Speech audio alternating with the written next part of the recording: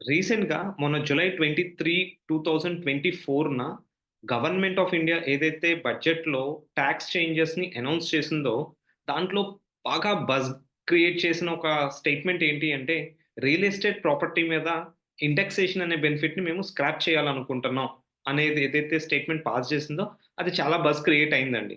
అంటే చాలా మందికి ఇప్పటికే అవగాహన ఉండుండొచ్చు.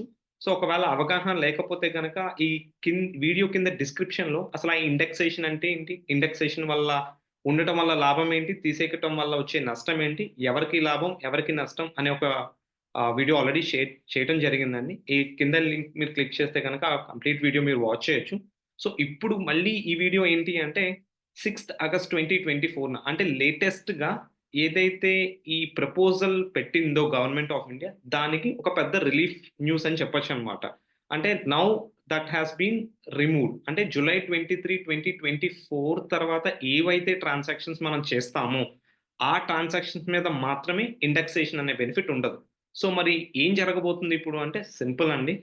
23 జులై 2024 బిఫోర్ గనక మీరు ఏ రియల్ ఎస్టేట్ ట్రాన్సాక్షన్ చేసినా కూడా మీకొచ్చిన గెయిన్‌ని మీరు కావాలంటే ఇండెక్సేషన్‌తో అడ్జస్ట్ చేసి 20% టాక్స్ కడితే సరిపోతుంది.